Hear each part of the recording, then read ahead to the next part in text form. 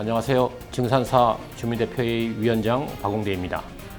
도심 공공주택 복합사업을 추진하고 있는 증산사의 추진 과정을 들여다보면 2021년은 이사대책 발표를 하고 국회 법안을 통과시키고 본지구 지정을 완료하면서 쉼없이 달려온 바쁜 일정이었다면 2022년은 주민협의체 전체 회의를 개최하면서 주민대표회의를 구성하고 조직을 견고하게 다진 해였습니다.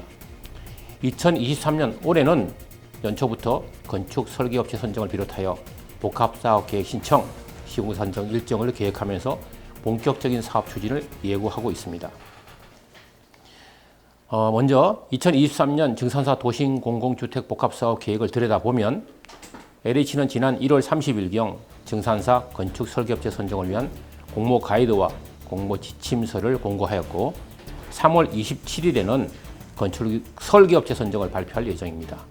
공모 지침서는 국토부, 서울시, LH 간의 협의를 통하여 정한 것인데 주요 사안은 다음과 같습니다. 공모 지침서를 들여다보면 총 세대수는 3,550세대입니다.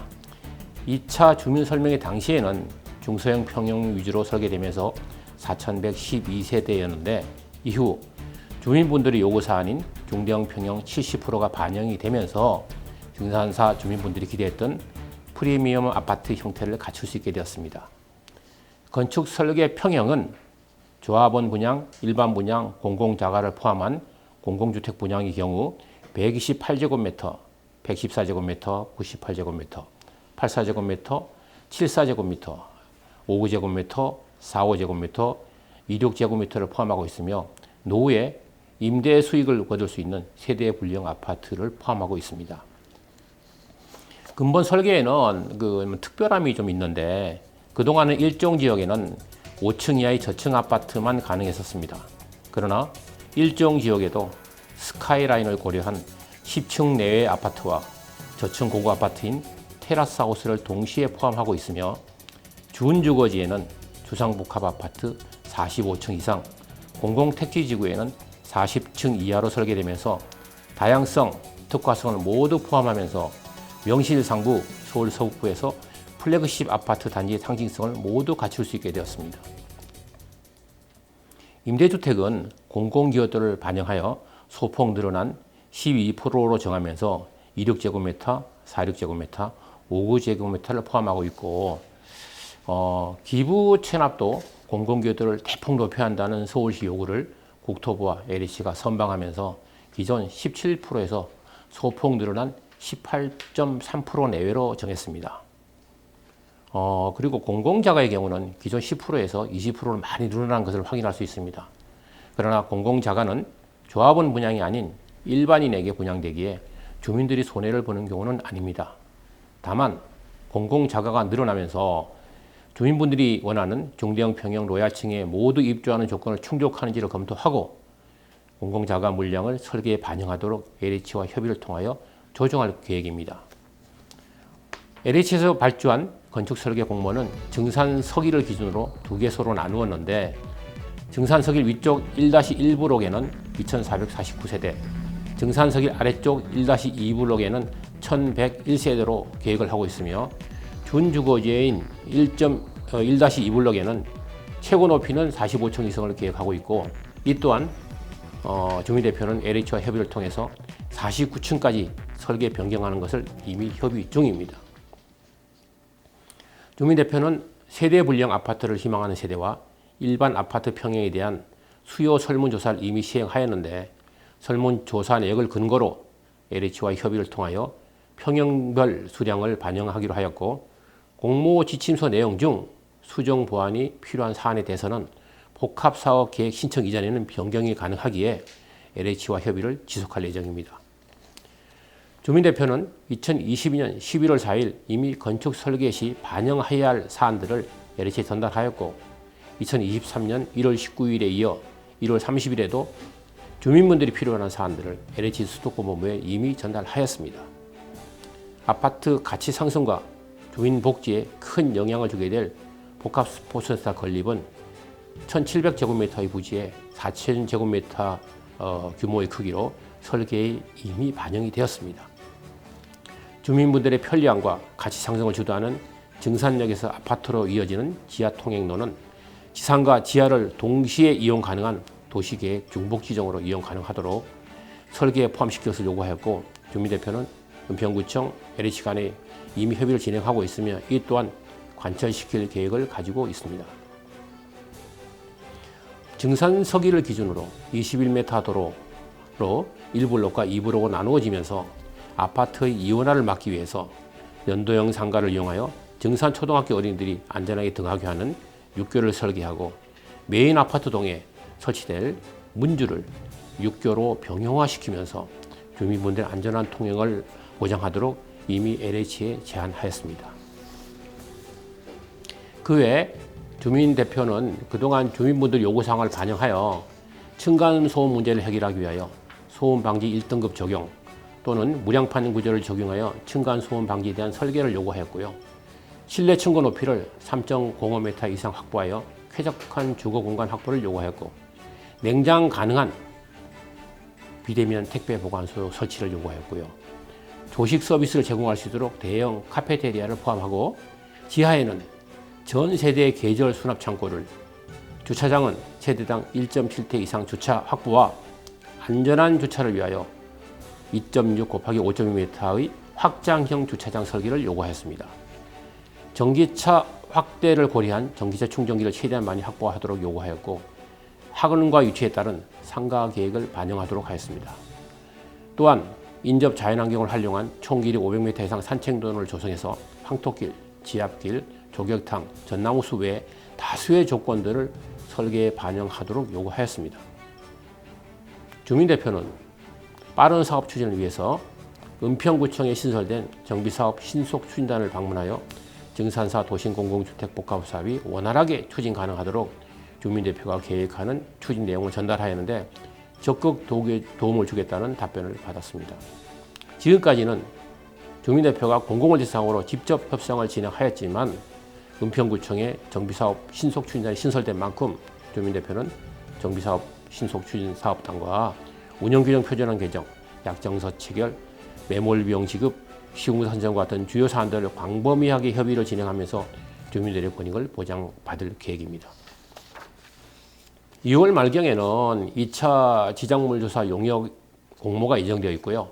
4월부터 조사를 진행할 계획인데, 2차 지작물 조사는 1차 조사를 받지 못했던 주민분들에 해당되고, 지작물 조사는 감정평가의 기초자료가 되기에 꼭 신청하셔서 내 재산에 불이익을 보지 않도록 만전을 기해 주시기 바랍니다.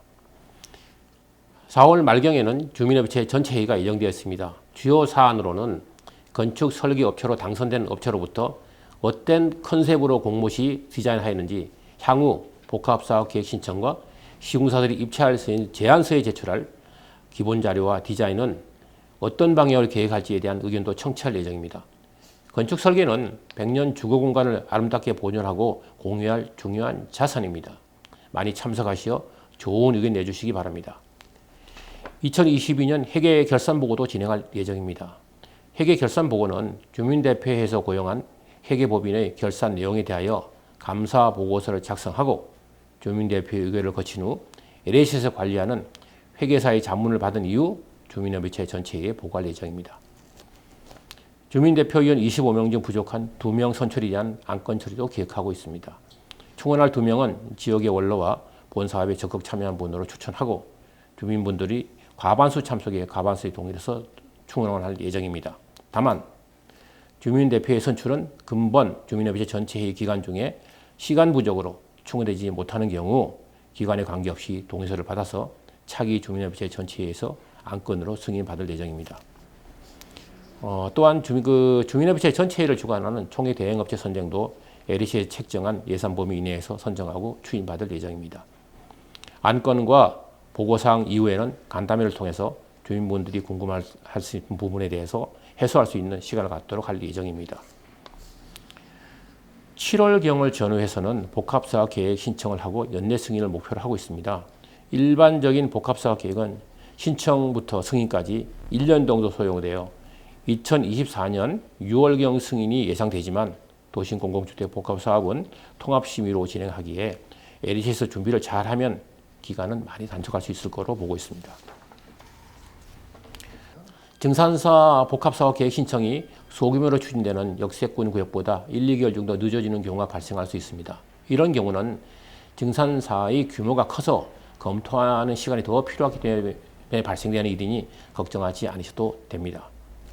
그리고 가장 중요한 9월경에는 시공사 선정 공모를 계획하고 있고 연내 선정을 목표로 하고 있습니다.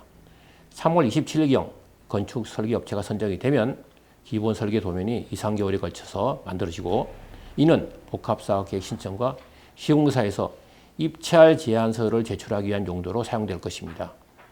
서울시는 2023년 2월 3일경 보도자를 통해서 신통기를 비롯한 모든 재개발 재건축 사업에 대하여 조합 설립이 완료되면 시공사 선정이 가능하도록 하겠다는 보도자료를 발표하였고 실행은 2023년 7월로 예정하고 있습니다.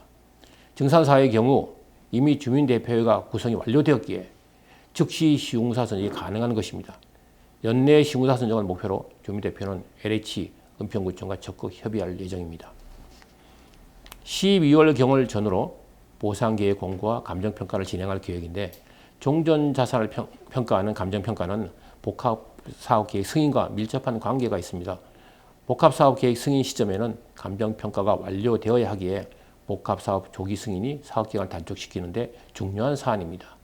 LH와 협의를 통하여 통상 복합사업계획 승인기간 1년을 단축시키도록 LH와 꾸준히 협의를 이어나갈 예정입니다. 2023년은 건축설계업체 복합사업계획 신청, 시공사 선정, 감정평가, 선정 착수 등 중요한 일정이 잡혀 있습니다. 많은 관심 가져주시고 많은 참여 당부드립니다. 주민대표의 존재 이유는 주민분들의 권익을 보호하는 거 지키는 데 목적이 있습니다. 그런데 일부 주민분들이 그동안 주민대표들이 도시공공주택 복합사업을 추진하면서 어떤 일을 하였는지 의문을 제기하기에 그동안 추진했던 일들을 정리했습니다.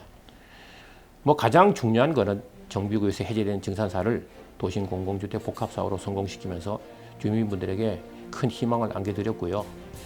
사업이 진행되면 가장 중요한 것이 주민분담금인데 2021년 9월 28일 2차 주민설명회를 앞두고 국토부 LH와의 협의를 통하여 주민분담금을 최소 1억 8천 이상 낮추면서 주민분들의 부담을 최소화시켰습니다.